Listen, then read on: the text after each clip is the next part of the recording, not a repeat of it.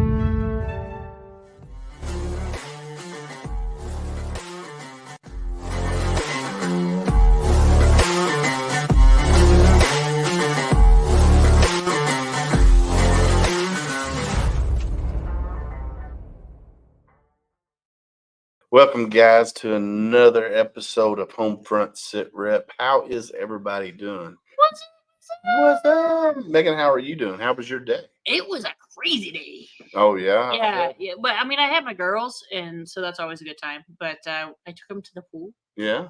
Indoor pool, outdoor pool? Indoor pool. And one of the kiddos decided to Yeah, not good. And so we ended up leaving a little bit earlier than we expected. So what you're saying is they were trying to float a load. Yeah, so I told the lifeguards, listen, all you got to do is bring a baby Ruth, and throw that in.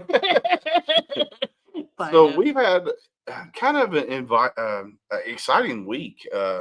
Yesterday, I got to go up to Queens Lake Farm here in Georgetown, Kentucky, and got to go to the Mogadishu Mile 2023. I was thinking that was a new hat. Yes, it is a new hat. And I tell you what, so there's a couple of events of these around the country, but the one in Kentucky is the only one that actually has teams that participate in the event. I thought that was really cool when I was watching. Yeah, dude, it was super cool. And what they do is they have stations posted, and they do 100 push-ups. Then they do box jumps, or in this case, they did air squats because it was too wet to do box jumps.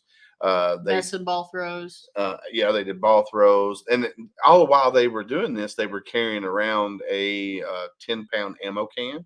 Like each member of the team had an ammo can. And then once they got to Station 5 and did another 100 push-ups, then they put the ruck on. And then they finished the course. Do you know what I think was super awesome from watching what you, and I love how you made that live. Please go on to our page and check it out. But what was really, HomeFront Sitrep. Yeah, HomeFront Sitrep. Check it out. Because Willis did an awesome job doing some live stuff. But what I thought was really interesting was along the way, they have these little signs that talk about those. 19 that lost their life. Yeah. Yeah. And they have to stop. And read it aloud. So it really brings it home. So, but anyway, we've had a good week, and we hope you had a good week. I'm jealous of your hat.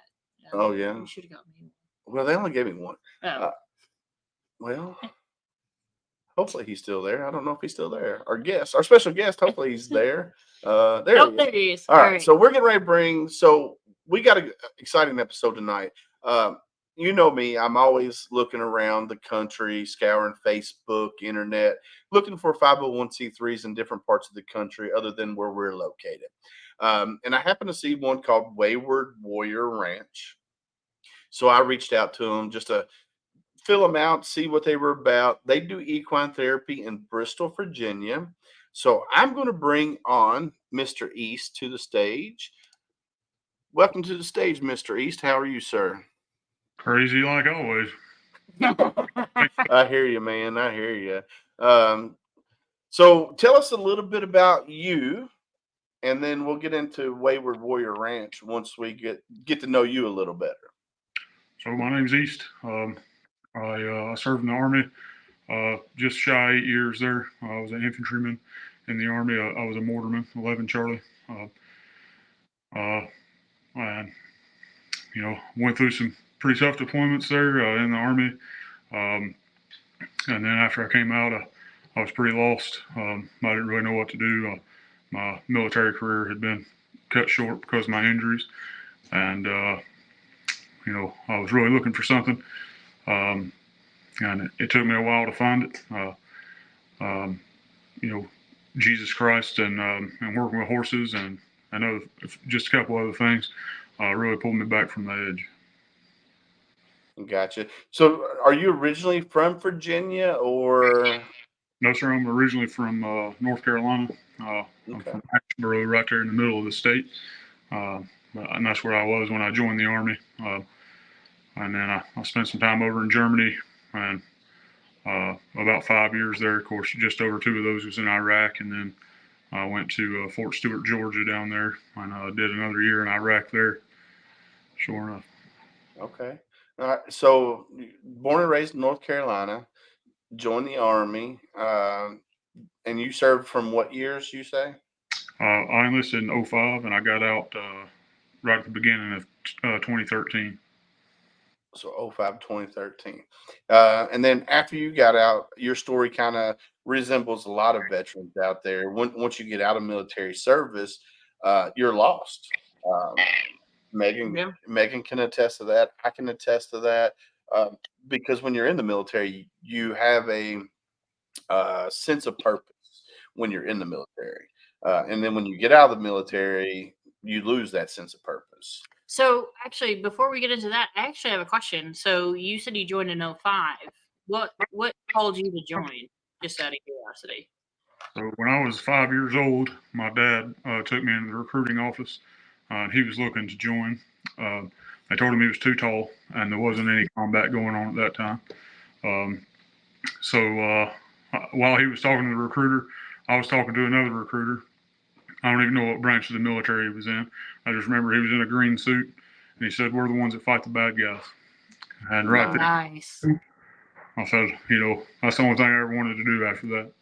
And my dad regretted taking me in there. And then when I was a freshman in high school, September 11th, 2001 happened.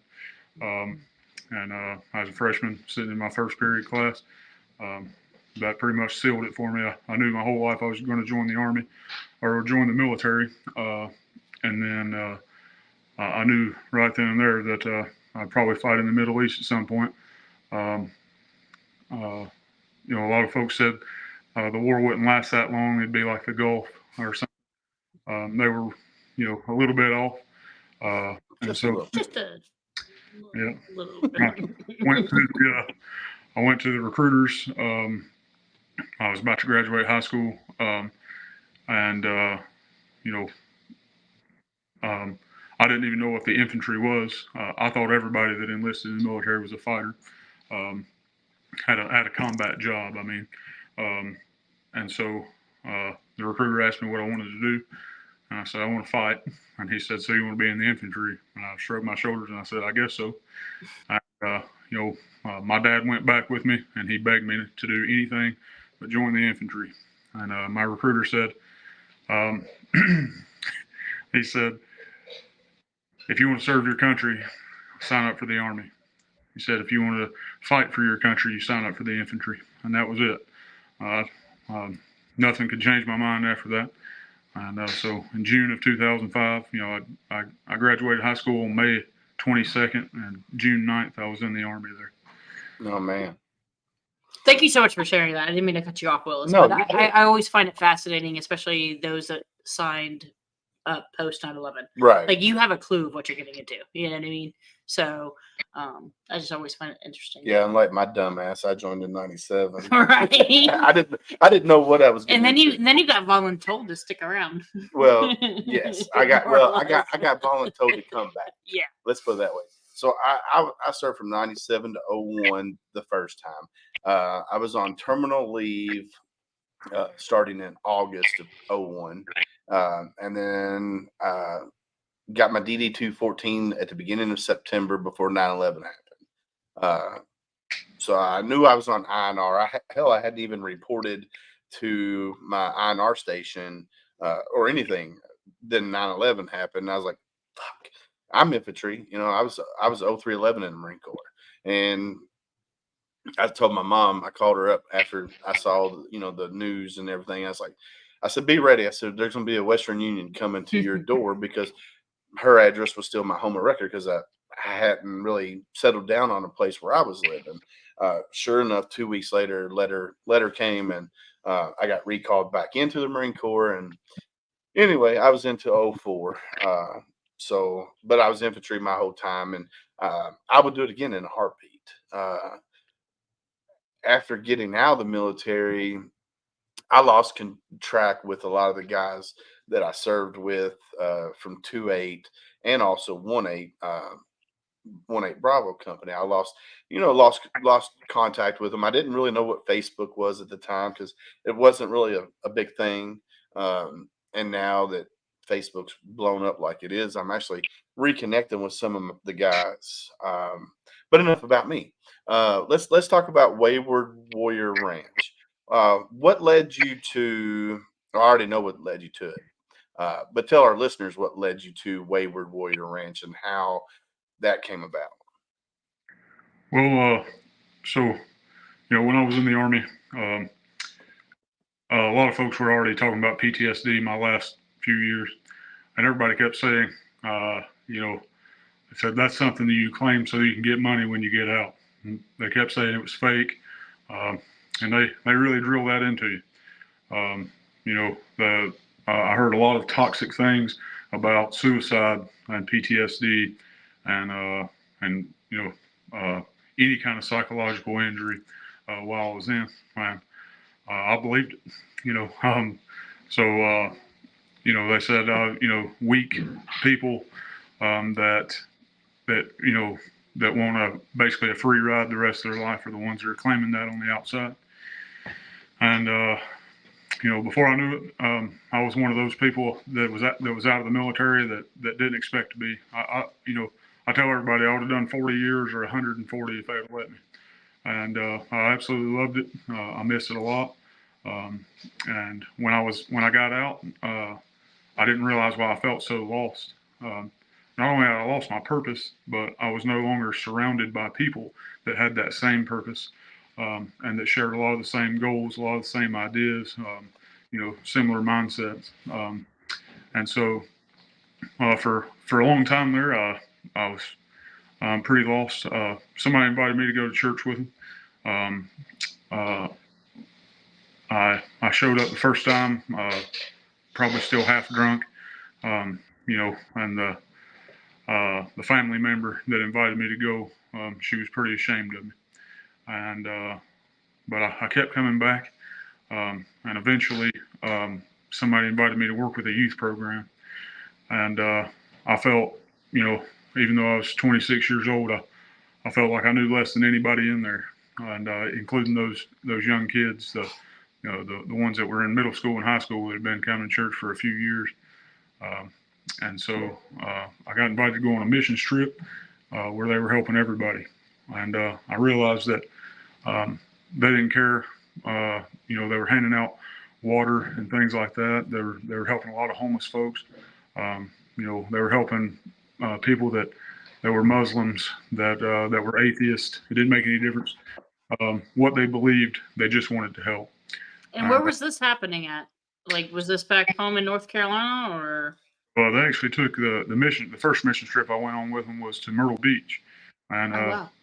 There's lots of missions down there that that help with homeless folks, because there's so many homeless folks out there that are, they're outside all the time in 100-degree heat in the summertime, and so they would just go and hand out water and ask if they would pray for them, if there was anything else they could do for them, and I remember we went up to a Muslim family that was on the beach and offered them water, and and we had a short conversation with them there, and that was the first time that I had seen a Middle Eastern family in the United States that I can remember. I was from a real small town there, and it kind of surprised me. And I was in my heart, I was saying, man, should we help these folks?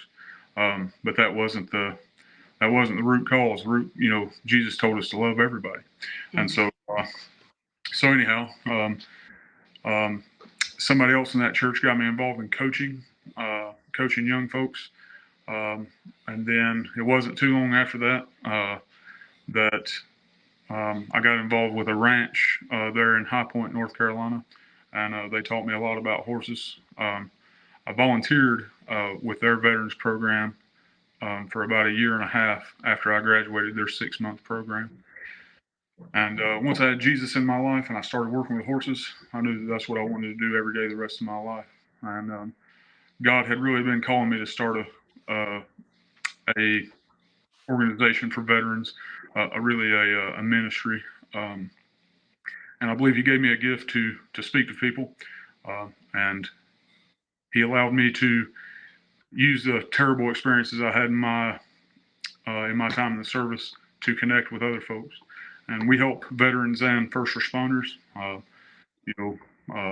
We get a very mixed group here, everywhere from folks that drive an ambulance, to infantrymen, guys that were in, the Rangers, all kinds of stuff.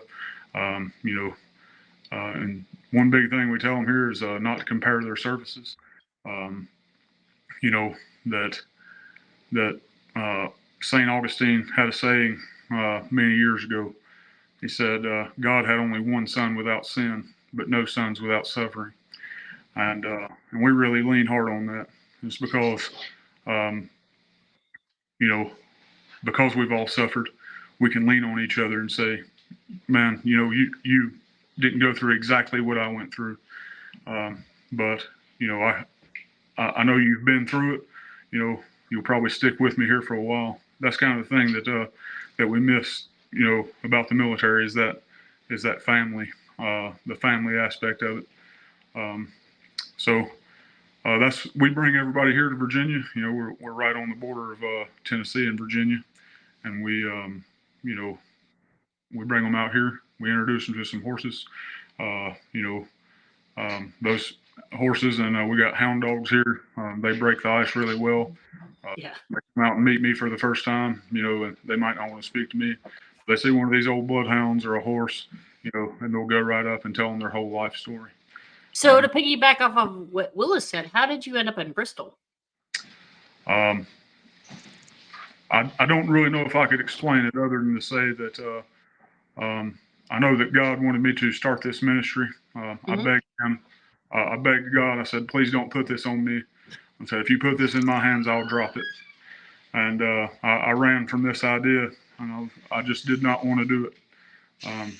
I really wanted to be selfish. I wanted to get my own horses and go to Montana or someplace and just hide. But every time we looked for a place, out west somewhere, the door was not open. And we finally found a place here in Bristol, and it just seemed like everything was falling in place. Coronavirus had shut down the other ranch that I was volunteering at.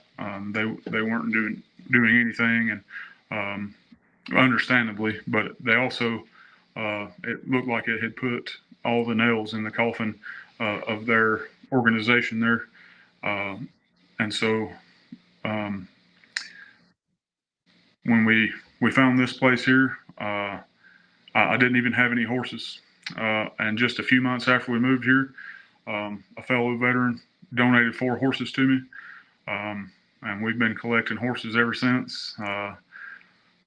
So I really don't know how to explain it other than I think that this is exactly where God wanted us to be. Yeah, he definitely has a plan. I know I've said that numerous times. He puts people in your life when you need them the most. And regardless of how hard you try to fight it, if he wants it, it's going to happen. And then, with you guys, the way you found the piece of property that you got, then you had somebody donate the horses. It was just meant to be. And Me and you spoke. I guess it was a little bit ago, and I can tell, just by talking with you, how sincere this mission is, your ministry that you got, what you want to do, and uh, where you're going. Now, tell our listeners a little bit about the program that you have and how it's set up, because it's a little bit. I've seen some equine therapies, and then just tell us a little bit about your program and how you operate it. And real quick before you do, I know you all both have the habit of saying you guys, but I am incredibly impressed by looking at your testimonials. There's plenty of females that are involved as well. So please talk about that as well, just so we know that that's accepted. So, Absolutely. So we work with men and women, first responders, veterans, and uh, most folks reach us by messaging us on Facebook, um, and they tell us they want to come out and work with a horse. Uh, Generally, we ask them a little bit about how they served. Um, we don't want them to get into specifics without meeting us. You know, uh, it, some of the times when we ask them about a little bit about their service, uh, they don't want to tell us much, and I completely understand that. When I started going to the VA, I shared my story with a doctor, and 2 weeks later, that doctor got a different assignment in the VA and actually moved out of the state. This is before telehealth or anything like that was happening. And so I got a new doctor, and I had to share with that person. They said, "Hey, we can't help you. We're gonna send you to this social worker that should be able to help you." And before I knew it, I was sharing what I felt like was my deepest, darkest part of myself. All these things what I've been through with complete strangers, and so we didn't want anything like that to happen. We asked them, tell us a little bit about your service. Nothing too in depth. And we generally do that over the phone with them.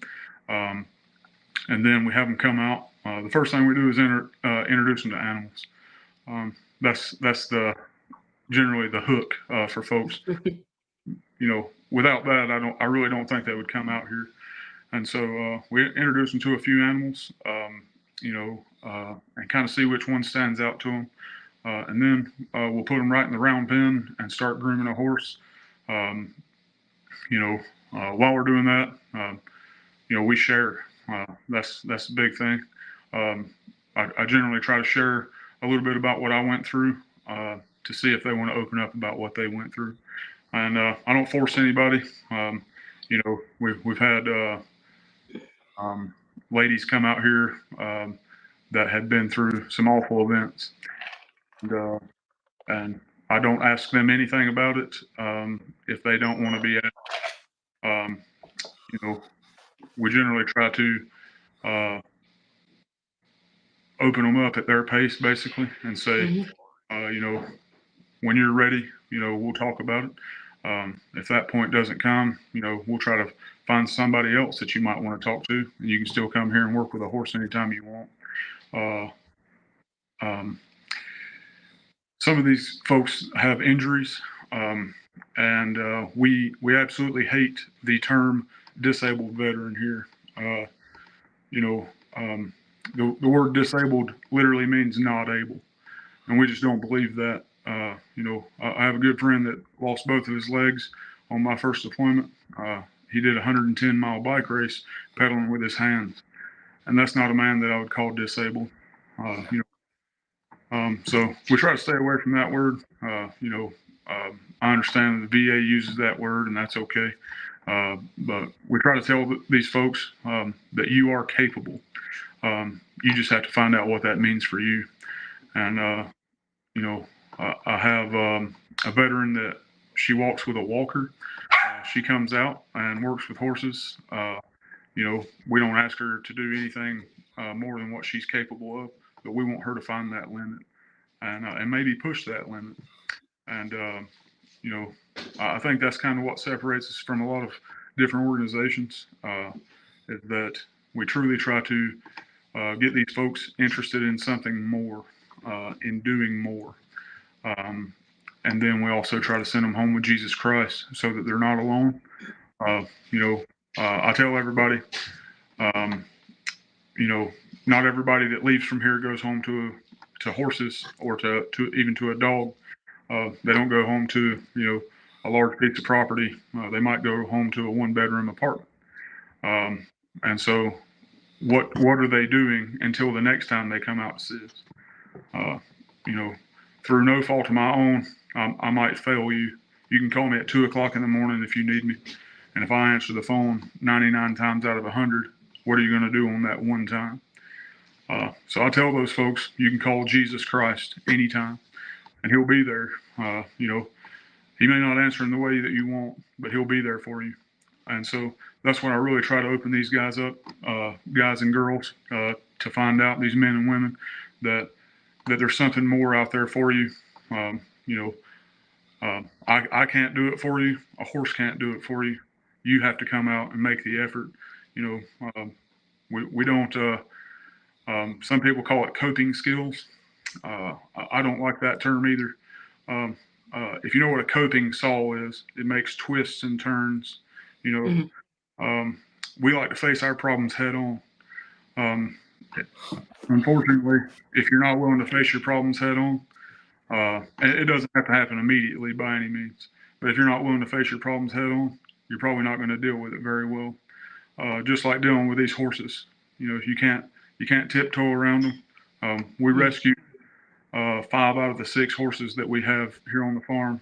We've rescued 5 out of those 6, and dealing with a rescued horse is a lot like dealing with a veteran that has psychological issues or physical and psychological issues.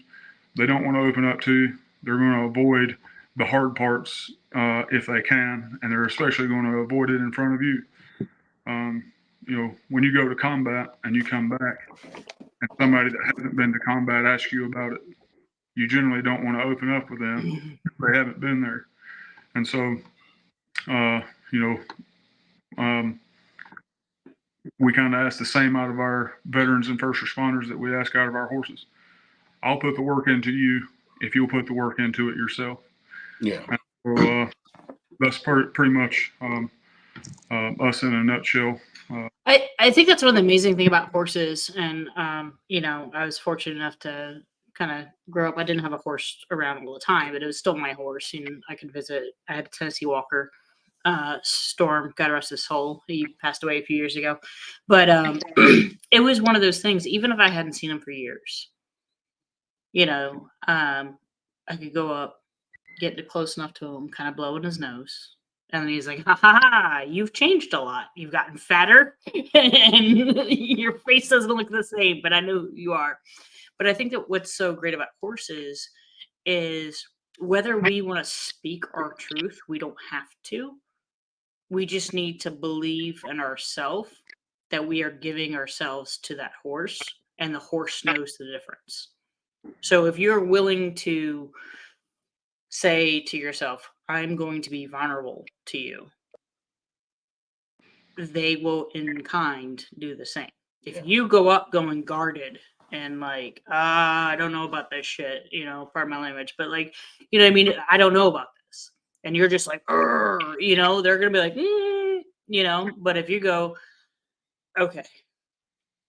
And my favorite thing of all time is when you get close enough to a horse and you're grooming them and you're petting their neck, and then you can lean in on their chest and have that breathing start to match. Mm-hmm.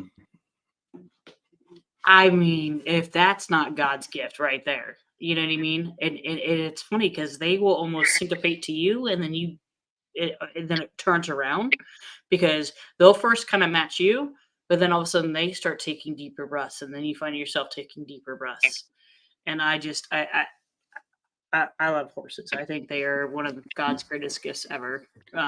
So I love that you're doing that. And it's not about just riding and running all amongst the field, but it's it's really getting that hand to horse, taking that time, and being vulnerable with them, and they in turn kind of come back to you. Well, So, we talked about numerous times. Horses are very intuitive. If you're having a bad day and the horse senses that, then they're gonna be kind of standoffish. But if you go to a horse and you let the horse come to you, and um, it senses how you're feeling. If you're agitated, it's going to be agitated. If you're calm, it's going to be calm. And the magical thing about a horse is, like you said, when you and the horse come in tune, it's a bond that'll never be broken. Like you said, you could be gone from that horse a year and come back, and the horse is going to, your smell that Yeah. humans give off, it recognizes that. And little twerks and stuff, or I say twerks, but kinks, that like you said, you breathe into the nose. The horse remembers that. And working with horses, or any large animal, they just, I don't know, man. It's just something about it. It's like you said, it's God's work there. I mean, just, yeah, that's friggin' amazing. So your program, uh, is it like a 1 day program, or do they stay there for like a week at a time, or how does that work? So we offer equine therapy anytime, wintertime, summertime, and then in the summertime we really want to um, break into our week long sessions where they can come on the ranch and camp with us. Um, we unfortunately we lost our campground in a real bad storm, but we have built a campground where folks can come out here. We provide all the camping necessities. They just have to bring their clothes, and we feed them while they're here. And then they can really spend time to get to do some real horsemanship that they would take over several sessions to do if they just come for equine therapy. But that week long program is all about hard work. Um, Before you ever touch a horse, if you come for the week long program, you put your hands on a manure fork, way more than you'll touch a horse in those first few hours. We wake up in the morning, we do our chores before we make coffee or eat, and that's not how a lot of um, people that get a dedicated paycheck from the VA. That's not generally how they operate. Uh, they'll say, "Hey, East, normally in the morning I get up at whatever time. It might be 10 o'clock, it might be noon, and I drink coffee, and then I try to break into the day that way. That's not how we operate here. While they're here, this is their ranch. Everything that we do and everything that we're responsible for, they're now responsible for that too. Those chores have to get done, and those horses have to be fed and taken care of. We have to check their water. We have to groom those animals before we can take care of ourselves. Uh, and when that responsibility is put on you, it changes the way that you look at the day. It doesn't belong to you anymore. It belongs to those responsibilities and making sure you get it done. And that's the definition of a cowboy. One of the first people I ever worked with a horse, they asked me, I said, "Do you know what a cowboy is?" And I was thinking, well, I'm sure it had something to do with cows or horses or big hats or, ridiculous boots or whatever. And, before I could answer, he said, "A cowboy gets it done. A cowgirl gets it done." That's the thing. It doesn't make any difference. We weld here. There's jobs that we have to do here that encompass a lot of things. And so, if a gate breaks, we take it up to the shop and weld it. Those are the things that have to get done so that we can make sure our animals are taken care of. And, we put those priorities and those responsibilities first. What you were saying about the connection with a horse can feel your heartbeat from 4 or 5 feet away. You don't have to touch them for them to feel your heartbeat. One of the best things about working with a horse is that, one, they will frustrate you so bad. They will put you to the limit, right? You will find that limit of usually where you'd say, "Man, I'm done with it. I'm going to walk away." but you want that connection with the animal, so you will push yourself a little bit further. Yeah. And you can't speak to that horse. I mean, you can speak to that horse, but are they going to know what you say? And that horse can't speak to you other than through body language. And we see a horse pin its ears back, and we say, "Uh-oh, it's time to take a step back." And we've got one of those horses on the ranch here. Just sent her off to be trained. She'll come back with us this coming week. And so, that's for our more advanced folks that come out and that really know what they're doing. And then we have a horse that's so lazy she doesn't ever want to do anything, and that will really find your range at as far as patience goes, as far as how much will I take, Yeah. And so we really pour into these folks the necessity of, well, not so much coming back here. We do want them to come back, but if they don't, we want them to know, there is more out there for you. It's on you to go and find it. It's on you to push the envelope. I always compare it to the tachometer in your car. You set where that red line is. Where that red line is on your tachometer that's measuring the RPMs. You set where that limit is. Can you take a little bit more? Can you take a little bit more than that? That's up to you. That's the faucet in our mind that we can shut off. That depression only exists inside of our mind. It doesn't exist anywhere else. You can't reach out and touch it. That's the faucet we can turn off. And so when we're in the round pen, I tell everybody their first time out, say, hey, you're about to climb into this round pen with 1,000-pound killing machine. It's just you and that horse in there. If that horse figures out it's bigger than you, or if you're weak-hearted with that horse, if you don't command the presence there with that animal, it's not going to respect you. And it changes their perspective when you get somebody that's never dealt with horses, or maybe every horse they ever dealt with was a $50,000 horse that was trained to do anything you wanted to do. I tell them, we're going to go into this round pen. What are you going to do if that horse decides to come after both of them? And so it can make them take a breath. It can make them say, hey, I don't want to do this. And then I try to remind them what was your purpose behind why you signed up for that job that you had. Either your job in the military or the job you still do is driving an ambulance or being a police officer or being a firefighter. What was the original motivation? Did you think there wasn't going to be any danger to it? And did you think it was going to be easy? Because that's not going to be either of these things, and so, we bring them out. We really try to make them focus. That horse needs to have your entire, your undivided attention. We put them in the round pen and we start the lunge. And if you work with horses a bit, you might know, that lunge is where you get them to run in a circle, basically. But that's where you start to build that respect and the connection.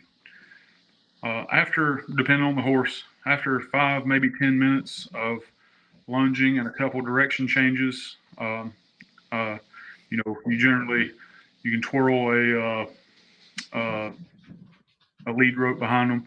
We use a whip. It's a little bit better on my shoulder. You don't actually hit the animal with a whip. Right. Run it behind their heels, kind of. And after about 5 or 10 minutes of that, you drop the whip on the ground and turn your back to the horse and see what they do. And about 90% of the time, they'll walk up to you slow and nuzzle you, and that's called the join up. And that's one of the most special things to witness with any of our participants is this join up. Not seeing them, ride the horse. You can sit just about anybody on a well-trained horse, but that join up, that's a special connection. And just like what you were saying earlier, a horse has one of the best smell memories of any animal on the planet. So that when they smell you one time, they will remember you for their entire life. Yep. And so, we make sure that those folks know that when they come out, that horse will remember you the next time you come out. That doesn't mean they'll run right up to you. They might think, "Uh-oh, I'm in for work," and they'll run to the far end of the pasture. Yeah. But they will know who you are. Yeah, no, I look like I just talking about that. Like I have goosebumps because that was the greatest thing ever. I did not live with my horse, and it stayed kind of far away from me, and I didn't get to see it all the time. But man, if you didn't know who I was, and I got him back when I was in middle school, so you can imagine the change of how my appearance changed, everything about me changed.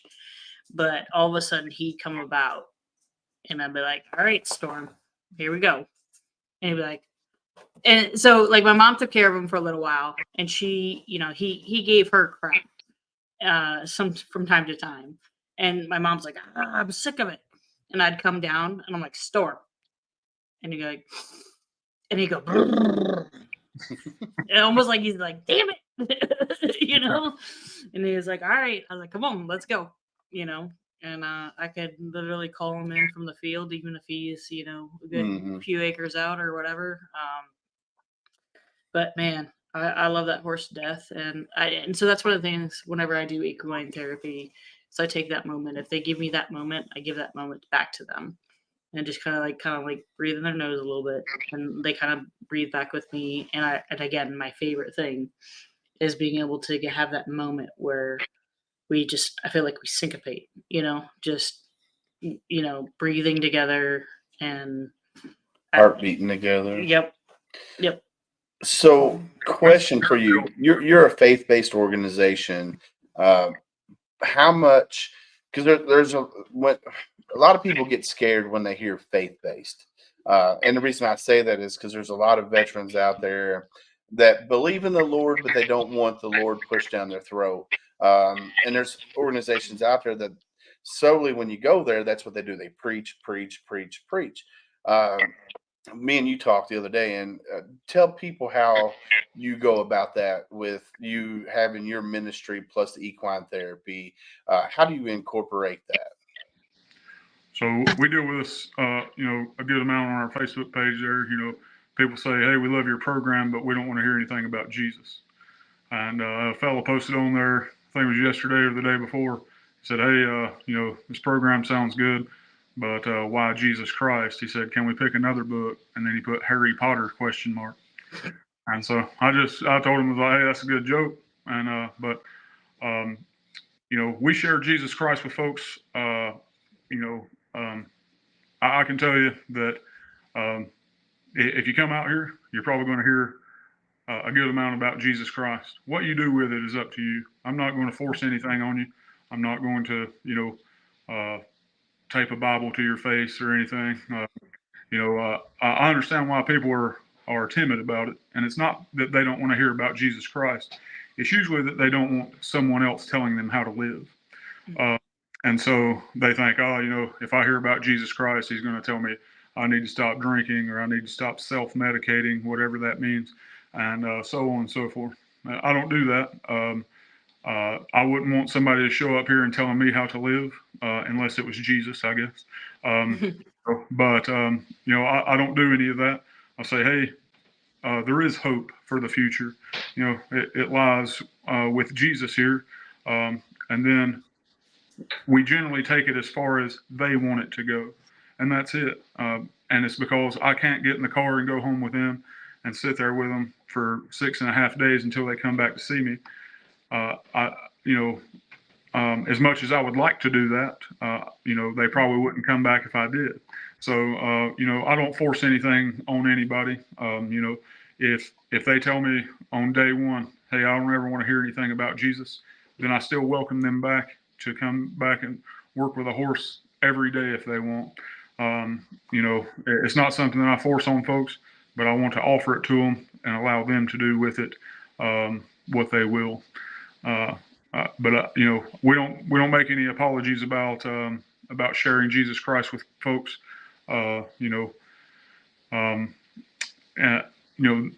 The Bible tells me, to go forth and teach all nations. It says that in Matthew. And by nations, it means groups of people. And I really, truly believe that veterans and first responders are some of the toughest people to reach when it comes to Jesus Christ. So, most veterans don't go back and live in their hometowns. I don't want to say most, but there's a large percentage of veterans and that don't go back and live in their hometown after they've served. And for whatever reason that is, I found that that old saying that you can't go home again is true for a lot of folks. And maybe it's that their family's there. Maybe it's that there was something there that they can't go back to. And so for some of these folks that I've met, religion, I don't use that word, but that's the word that they generally use is, if I was to go back home, my mom would expect me to go to church, or my dad or, my grandmother would expect me to be at church. I don't want to be that person that turns them off from Christianity because, that's the only thing I can talk about. Mm-hmm. That is my number one goal, is to get them connected with Jesus Christ. But if it's not their number one goal, then I can't make that happen. And Right. I don't need to. I think it's, and I don't talk about it a whole lot. I mean, I know you've been on the podcast before about being at church or something like that, and it's not something I do regularly. I do identify as a Christian. But that being said, I also think that Jesus, amongst other religious leaders, if you will, are amazing teachers. So there's so much to learn. So even if it's not jumping in full bore with both feet, listen to the teachings that he had, and listen to and again, I do identify as Christian, but I think Muhammad had great teachings. I think Buddhism has great teachings. I think it's one of those things that it takes everybody in their own right. But I do believe that Jesus Christ was put out there as a great teacher. And I mean, to take the moment of how many times has he been put with somebody that everyone shunned, and he's like, nope, come here. Yeah. So even if you just take lessons like that, you know what I mean? Whether you fully believe in his passing and coming again and all that stuff, I think there's amazing lessons to be learned, and I believe he's an amazing teacher, just like I do with some of the other religions. I learned a lot. I was deployed down in Guantanamo, so I learned a lot about the Quran and Muslim and stuff like that. And you were talking about down in Myrtle Beach, first time you came across them, right? So, I think, again, Muhammad had great teachings. Now, do I follow everything? Do I agree with everything? But I think about all your teachers in school, right? Were they always the best? Did they always teach everything appropriately? No. I mean, look at Christopher Columbus. No, I'm not going into that. But anyways, but that's what I'm saying. Take the positive and bring it into your life. And if we all did that, I think we would be a better world. So I really appreciate the fact that you're like, we're not going to sit there and take the staple gun and put a Bible to your forehead. You know what I mean? But maybe take the time to listen and get some few teachings in your brain spank. Not everybody that Jesus interacted with became a Christian. Became a follower of Jesus. He healed folks and never saw them again. So just like what you're saying there, we do want to say, our faith comes first. But I'll teach anybody to deal with horses and hopefully how to deal with their PTSD. Mm-hmm. For sure. That's really awesome. So I'm sharing your Facebook page right now. So that way people, your phone number's on here, email address is on here. Um, I believe the address is on here as well. It's Let's see. not on there. We Oh, don't there. No, share.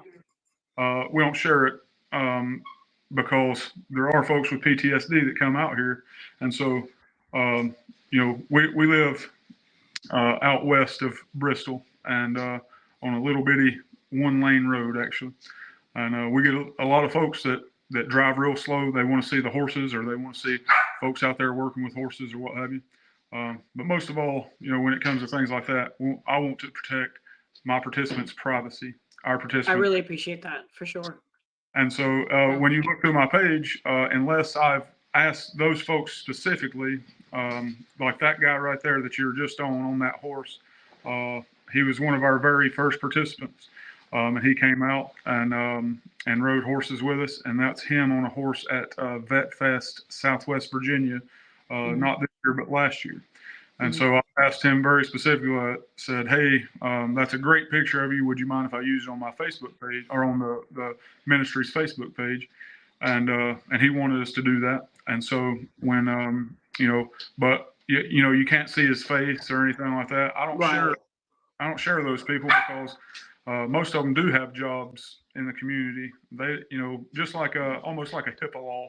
They they don't want everybody to know their business. And so you'll see some goofy pictures of me on there and a bunch of pictures of horses and a lot that has to do with veterans and things like that. I don't want to use their faces to gain more followers or whatever on Facebook. No, I mean that makes sense. And legality wise, you have to have consent and all that. And it's better not to have their faces on there, just for the simple fact some people might not want their story out there. Um, so yeah, that's pretty cool of you there that you don't do that.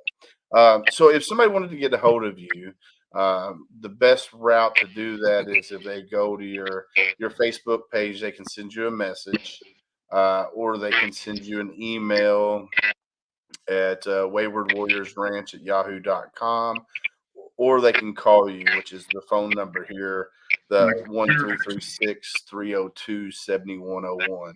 Yep, that's right. Awesome. So funding wise, because I know some people will ask, do you get funding from your local community? Do you get funding from the government, or do you do this out of your own pocket? So I don't tell many folks this. I fund it. And if you don't want to, you don't have to. Well, I fund part of it out of my own pocket. The thing I will share is, we generally do raffles and we go to different events and set up a tent, like an easy up with a table.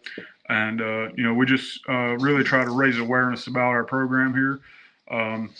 There is a GoFundMe on that picture of that fellow that was riding the horse in front of all the military flags there. There's a GoFundMe link on that specific post. That's why we pinned it to the top of our page there. And that's, we don't get any government funding. It's hard to gain that when you are faith-based.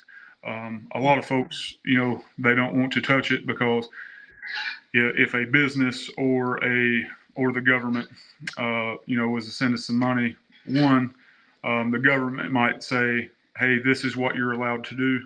We don't want anything to do with that. We don't want us telling them, or we don't want them to tell us what we're allowed to do. And then, a lot of folks have said, because you talk about Jesus Christ, we will not support you.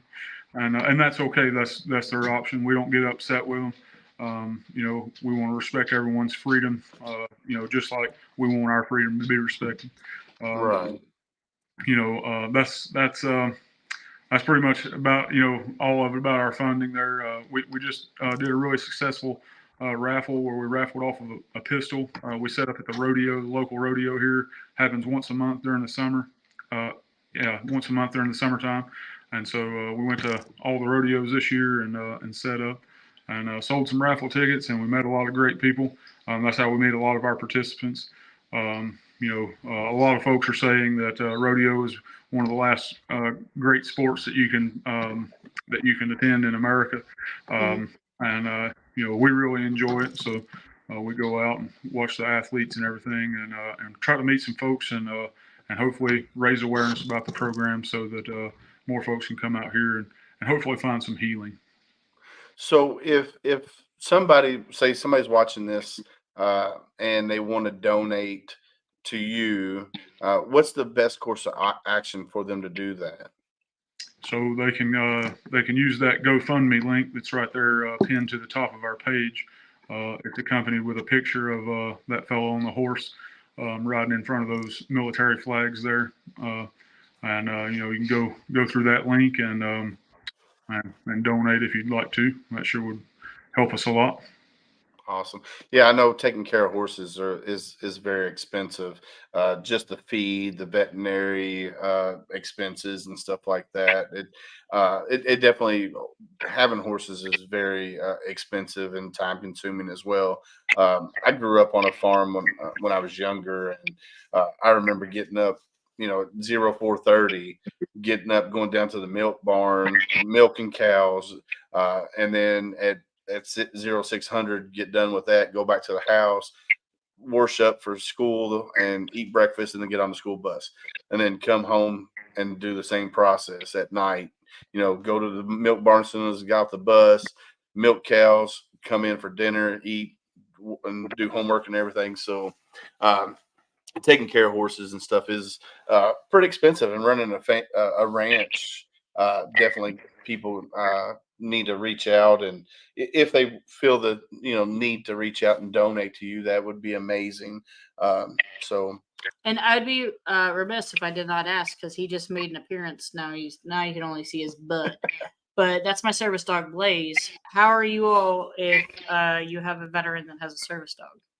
Yeah, they can bring their service dog out here.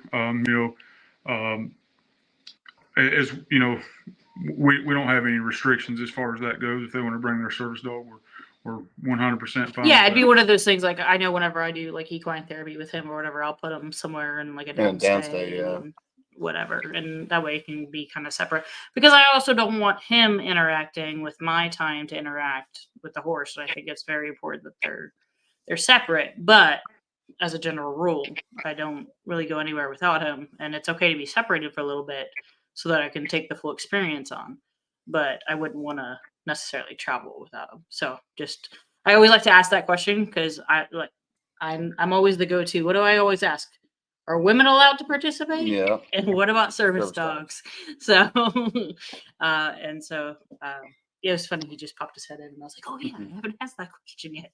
So, Well, awesome. is there anything that you want to say or bring up before we let you go? Because I know you're a busy man, and you got things to do there, chores to do and stuff before you call it a night, right? I Probably imagine it's his bedtime at this point. it's getting pretty close to bedtime. It's been raining here, a good amount, which is uncommon for this time of year for us. But I would just say, for folks that stay cooped up in their house, these veterans and first responders that are dealing with their things that they went through in their time of service, the ones that are still serving, make sure you find something you can grab a hold of, and go out and work that thing, whatever it is. I know so many veterans and first responders, after the responsibilities are over with for the day, if they even have any, they sit around and look at the four walls or play video games. And there's nothing wrong with some of that, but if that's all it's time to find something else where you can get you some sunshine. I tell everybody that comes out here, some folks come out here and they don't like it. They don't want to deal with a horse, or any animals. So I tell them, that's not what this is 100% about. It's to show you that you could come out here. You do have that ability. you can do things that go beyond your living room. You know, and other than that, I just say God bless you, and I'm praying for you. Awesome, man. Thank you so much. Well, we appreciate your time for coming on here and telling us a little bit about your journey, and then telling us a little bit about Wayward Warrior Ranch. And man, I wish you nothing but the best, and keep up doing God's work and continuing your mission to serve the veteran community out there, and the first man, responders. and first responders. Man, you're doing amazing things, and just keep your head up, man, and keep pushing on, brother. Well, thank you so much. Thanks for having me, and I appreciate what both of y'all do. I know y'all put a lot of blood, sweat, and tears into this, and Yes, sir. helping a lot of folks that way too. It means the world to all your viewers, I'm sure. Yes, sir. Well, thank you for that. And man, if you need anything, feel free to reach out to Megan and I. You got my phone number. I'll shoot you Megan's phone number. Feel free to reach out to us anytime you got an event going on or anything like that. Feel free to reach out to us, man. And if we can help you out, we will. Anything we can do to pay it forward, for sure. So, thank you so much. Hey, you're very welcome. You have a great night. You too now. all right. Good night. All right, good night. Man, how cool was that? That's pretty cool. Yeah, so like literally, man, I was just scrolling through Facebook one day, and like I say, I'm always looking for veteran service organizations out there, the little bitty guys, the grassroots guys, and I come across his page. I reached out to him, and he literally responded back within like 30 minutes, and we were just carrying on a conversation via Yahoo Messenger, and then. I gave him my phone number. He called me up, and we talked for probably about an hour on the phone. And I tell you what, it was just amazing to hear his story. And he didn't even get into all of the story. Uh, so, and that's not my story to tell. But it sounds like he's willing to share it when you get out there and stuff like that, which I love that he says, so what I'm going to do is I'm going to share my story. Yeah. And that's huge sometimes. Yeah. Oh, yeah. You know what I mean? Sometimes they say that the best testimonial you can give is your own story. Yeah, for sure. So that's really neat that he does that. So. Yeah, he just seems like a really genuine guy, and he's got a servant's heart. And that's one of the reasons why I said, "Hey, would you like to come on our podcast to tell your story and how you got to where you are now?" And he's like, "Yes, I would love to." And I also love the fact because again, I mean, we've danced around the whole religious thing and stuff like that, and I challenge anybody that even though I identify as Christian, I'm kind of like I said, I don't go to church all the time. Sometimes I'll hop online and go to online church. Maybe sometimes I'll go in person, but I'll also do the same thing with temple or listen to a reading from the Quran or whatever it may be. But take the moment to listen to what he said. He's not going to sit there and staple a Bible to your head. Right. He's just going to teach you some teachings and take it as that. So even if you don't believe in Jesus Christ as your savior, you have to respect that there are some amazing teachings. Yeah. And amazing lessons to be learned. So that's all he's doing. And he said that he's going to respect you with that. He's going to, and I really like that because there are plenty of times where they're like, if you're not, and one of the things I almost brought up, but it just didn't kind of work out. But do you remember in the military, we're literally taught the command, let us pray. Yeah. That's where you go from parade rest to let us pray, and you take your cover off and you put it down in front of you. Yeah. So a lot of us in the military, whether we like it or not, we've already been taught that, right? So just be respectful. If it's not your gig, that's fine. It sounds like he's totally respectful of that, and I appreciate that. Yeah, he said it when I talked to him on the phone. He's like, because that was one of the questions I asked him, because I've been to a couple of faith-based organizations. I was out in Texas for one, and for the whole 2 weeks.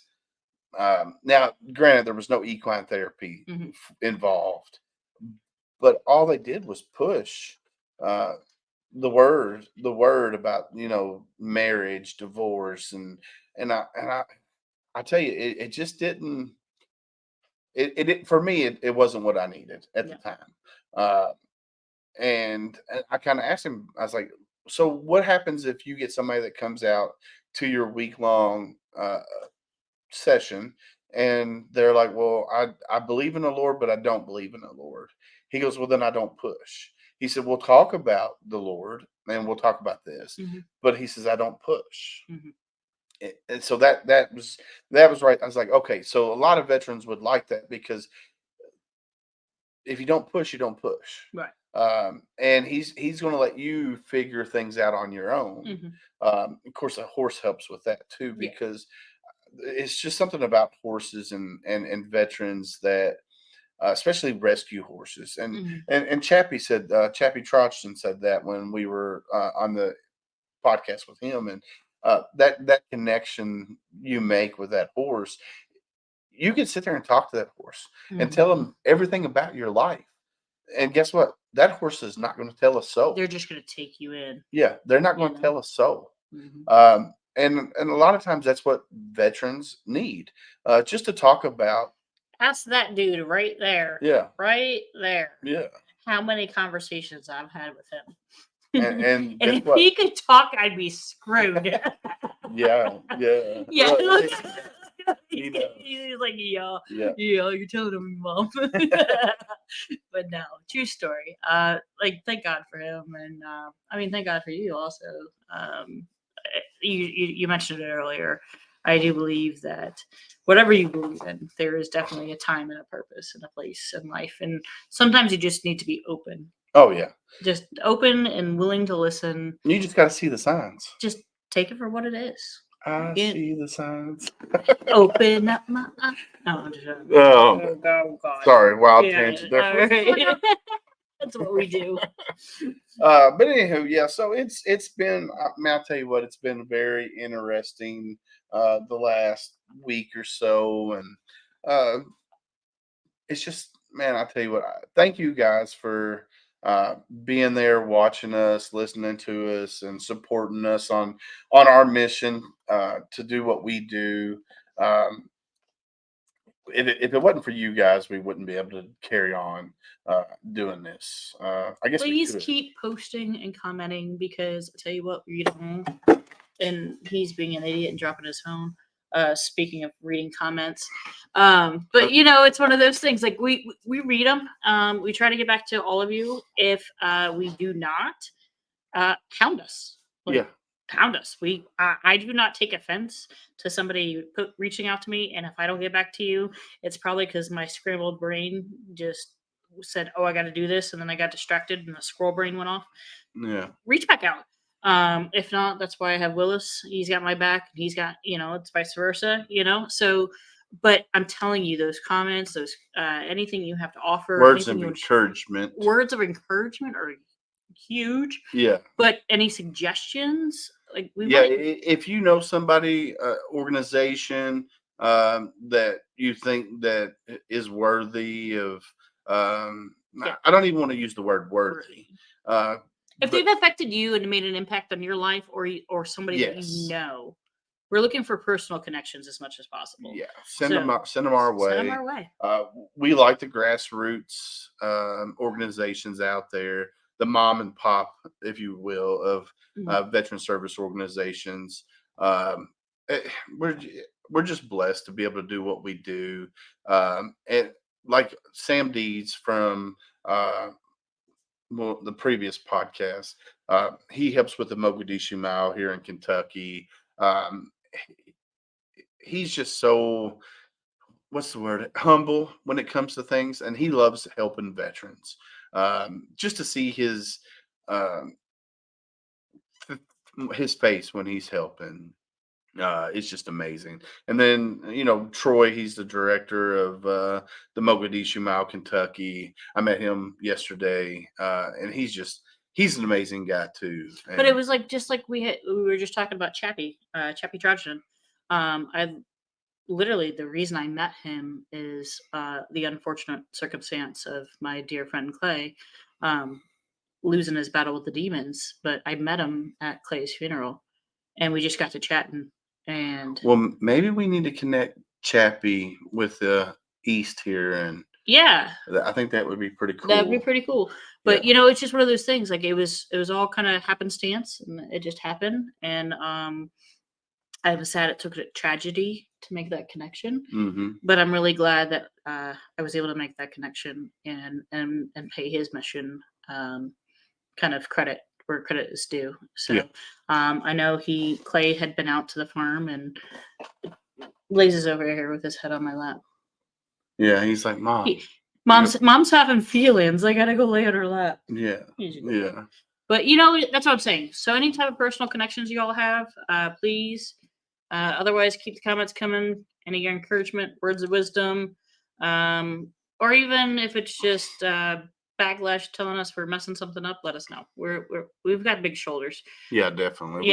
We're pretty broad shoulders. We are. We can take it. So. Yeah, we can definitely take it. And here's the thing: we're reaching out to people constantly, and that's anything that you do in life. If you're afraid to ask a simple question, then you'll never get anywhere in life. And one of the key things that I learned about doing a podcast and asking for people to come on the podcast is that people said, don't be afraid. Don't be afraid to ask. Megan and I tell you all the time, reach out to us. If you have a problem, anything, reach out to Megan and I. If you're afraid to ask the question, we will. Yes, for sure. We will definitely ask the question. So and Blaze will too. Blaze will too. Are you loving on Mama? You. Are you what? You. What? Oh, Yeah. what? What? Tell him. You come over here and tell me. Tell him what? What? What? What? What? Tell him what? What? Oh, he's a good boy. All right, guys. With that being said, like Megan and I always say, stay safe out there. We got your six.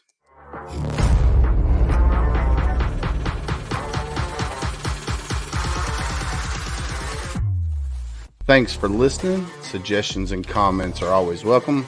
Discrimination will never be tolerated. Cannot wait to have another great show with you all.